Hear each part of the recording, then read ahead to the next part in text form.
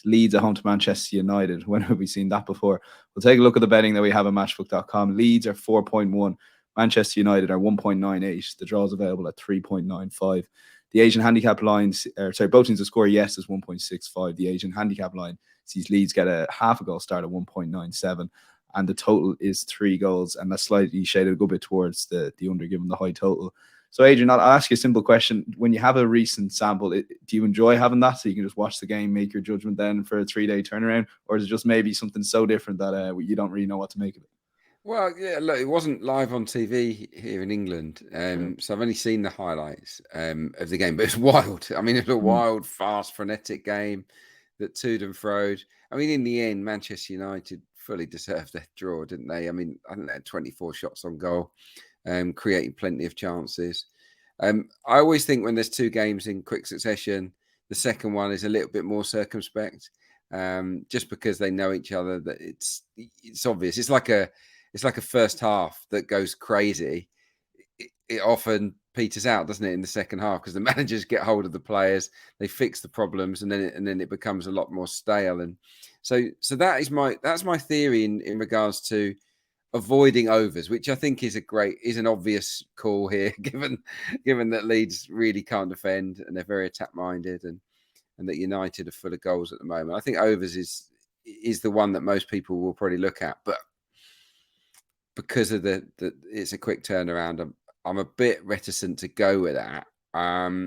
What I prefer is Manchester United here in the game.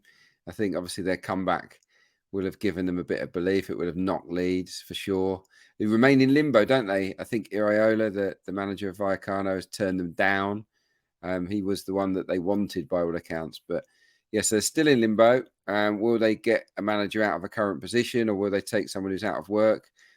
For me, Hasenhüttl looks someone that would be suited to the Leeds style and the players that he's got, in my opinion. And he could be someone that can get in fast. So we'll have to wait and see if they go down that route. But yeah, Manchester United, I think they've scored a lot of goals. I think they've scored at least 2 in 6 of their last 8 games. The last time they failed to score on the road was Brentford away back in August. So they're always worth a few goals on their travels. And Leeds just can't defend, can they? They just can't. And I don't expect them to be able to hold Manchester United in this match. So yeah, I'm going to go for an away win. It'll be interesting to see whether Weghorst keeps his place, taken off again in the game. And once Sancho came on and Rashford went down the middle, they were much better, Manchester United. So that might be how they line up from kickoff in the game. But yeah, I got to back Manchester United, who are still on a really, really good run. Leeds are scrambling, aren't they? They're just not winning games. Yeah, Mark, that price did stand out to me a little bit at 1.98. I expected United to be a touch shorter. I know Casemiro is missing, but it did seem quite big on first glance. Yeah, I think I probably have been a bit too drawn in by what happened on Wednesday night. I managed to catch the game, and yeah, it was chaotic. Do you mind me asking how you could possibly watch it, Mark?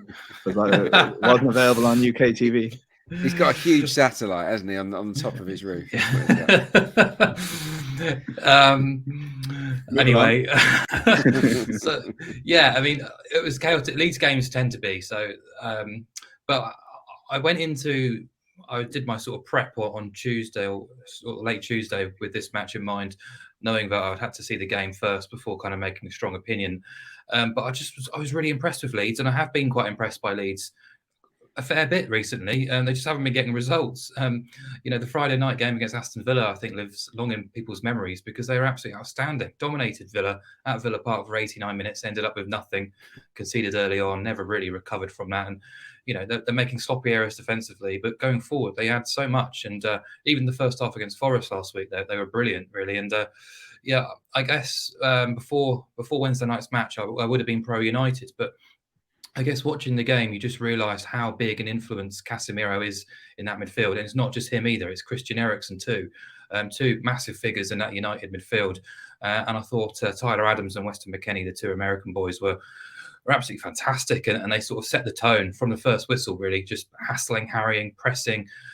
Whether United were complacent or didn't quite expect Leeds to play such front foot football from the off, they just struggled to really control the contest, particularly in that first half, and understandably so. They came roaring back in the second half to try and play catch up really, and Leeds kind of lost their way a little bit. But Leeds did lose Sinistera and Struijk early on as well, so they had to reshuffle, bring players off the bench, but they just thrived in the atmosphere. And if there's one game that Leeds fans will get up for, it's absolutely Man United at Ellen Road. So it's going to be lively, it's going to be feisty. There'll be a terrific atmosphere. No Rodrigo, which is a big blow, but the fact that Patrick Bamford is fit and available and leading the line and playing reasonably well is a huge bonus. Nonto has just been superb, gave Dallo a really tough workout on Wednesday. Harrison, just busy and industrious as ever. Somerville played very well when he came on too. So Leeds do have quality. And I do expect them to put United under pressure, because if there's, this is a United team about two of their midfield stars, which is a massive area of their strength so far this season. And also, I'd say that away from home, perhaps United haven't been quite so flawless as we've seen at Old Trafford for the most part of the campaign too. So I think Leeds will be absolutely buoyed by what happened in midweek, despite not getting the result. Home to United in front of that crowd, they should be well up for this. I fancy them getting on the score sheet, and then you always fancy United to contribute, because you can't guarantee Leeds will ever keep anyone to one goal, let alone two. And Bruno and Rashford are in fantastic form. So I see both sides scoring, and therefore brings into play the overs. So it is a high line.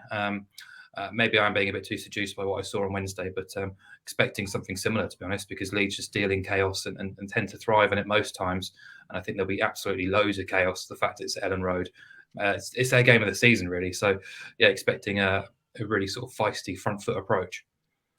Yeah, comment in the live chat maybe has sealed the deal here. Both teams really need to win it. Like, if United have any sort of chance in a Premier League title race, they definitely probably need to be Leeds away, and Leeds definitely need to get out of the relegation zone. So that could add to the chaos, Mark. So, well, I like that the first half theory, Adrian. I am going to side with Mark here on the over 2 3/4 goals. Absolute disgrace. Ten Hag is a really good coach, and I just think he would have been very unhappy with the way that his team started that game, and that he will adjust things accordingly, mentally and tactically, from his players. But Mark makes a good case. The midfield is not as stable without Casemiro. We know that. So no, I'll take that one on the chin.